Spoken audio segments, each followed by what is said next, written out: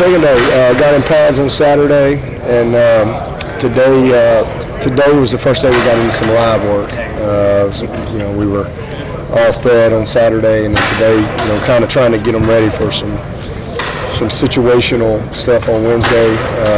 So today's the first day we actually got on the ground. Not much, but we had a couple periods at the beginning of practice, and then finished up with a little live period at the end. But off to a good start. It's hard to believe it's 4 days already. It's flying by. So day 5 Wednesday, and again it'll be a kind of a half scrimmage day, and that'll be all situational stuff. Again, just controlled, trying to get ready, continue to build them up for that first big scrimmage next Wednesday before we get ready for break. But, we're very pleased with this team, man. This has been a lot of fun these first 4 days. Just great energy and enthusiasm. We've got excellent leadership at every position, and that's really fun as a coach to be able to come out here every day and just know that you, as a coach, you don't have to always be the one to get them going. I've always said the best teams are led from within, and this team has certainly demonstrated that these first 4 days. So really commend those guys for showing up and being ready to go to work. And then having the young guys mixed in has been a lot of fun. We got a lot of good young talent, and seeing those guys for the first time in live situations and with their pads on, and it's been good. Is it still too early to tell, or any of those guys standing out just their raw athleticism, the young guys that should be high school seniors right now? Oh, they're all as advertised. They're all. We recruited them for a reason, and they're all just what we hoped they would be. From just a skill standpoint, physical standpoint. This is going to be a really special group. As they go through their careers here. Now that you've got 4 practices in with Trevor, what are you seeing out of him? He's done great.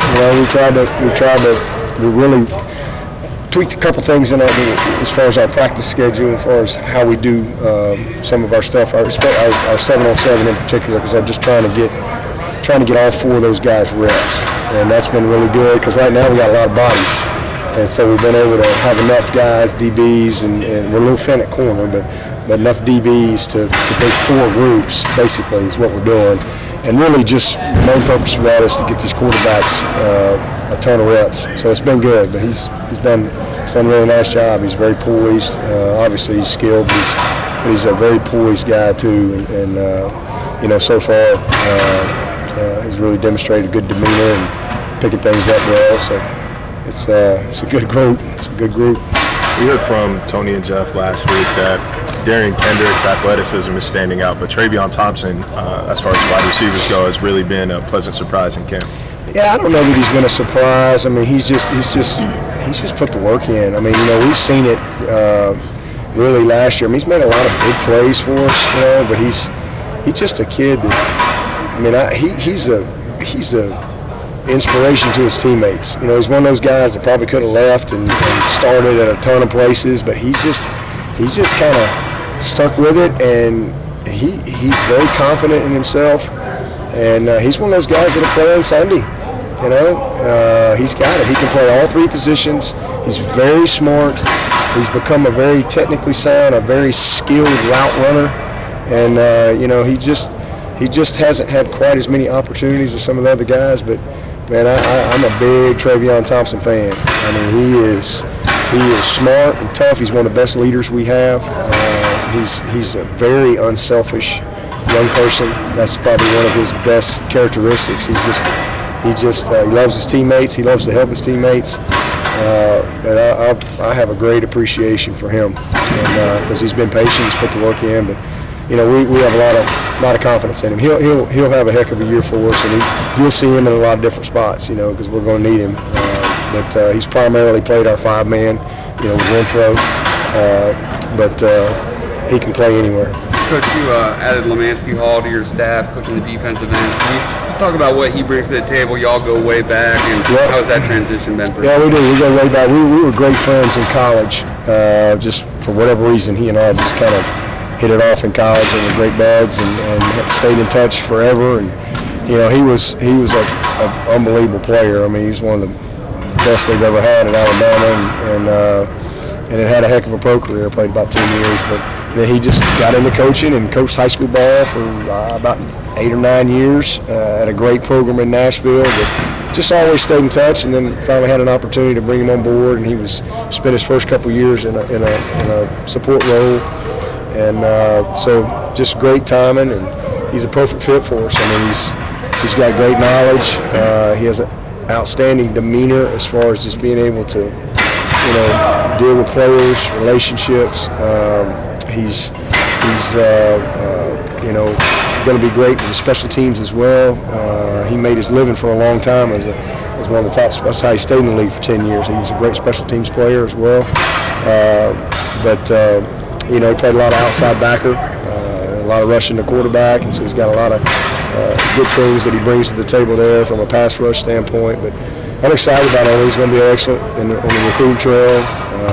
Great family, just a good fit for us. And like I said, it's neat, when you're able to have guys and kind of develop them here, and then they get an opportunity to move up. And we've had that happen in a couple of situations, just like Mickey when he got his opportunity. Todd Tate's coached the entire defensive line in his own last year. In his first year, you're used to having 2 coaches there on the D line. How much nicer is it to be back to what you're used to? Yeah, that's just my preference. I went that way last year. Well, first of all, we thought we were going to get the 10th coach last year, and but it didn't work out that way. But I felt like, going ahead and going with the second DB coach is going to make the biggest difference for me for this year.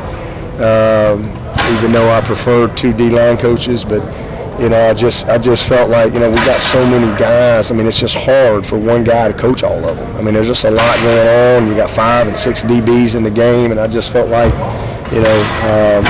Mickey was going to really help us, and he did. I mean, we were 5th in the country in big plays given up.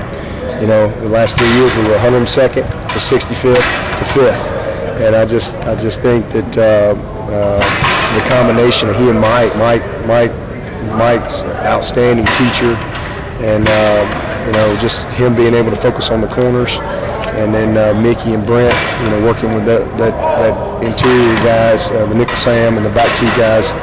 It was good for us, but this will be really good. Todd did an unbelievable job with our D-line last year, and so adding another guy into the mix that can, it's just hard. It's the same thing. You got 4 D linemen in the game, and to be able to have 2 guys to run the drills and things like that, and just more eyes is a good thing.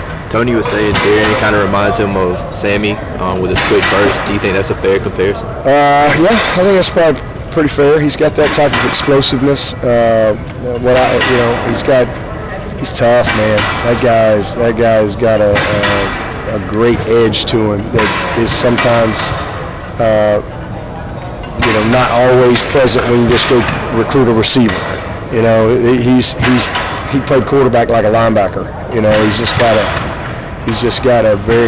a lot like Nuke. That was that way. Nuke was. DK's faster than Nuke, but Nuke had you just knew when you stepped on the field with him, you were fixing to go against the most competitive guy on the practice field. And DK's got a lot of that in him. That's something that has jumped out at me these first 4 days. He is highly, highly competitive, and he takes to it naturally. He likes to block. He likes it salty.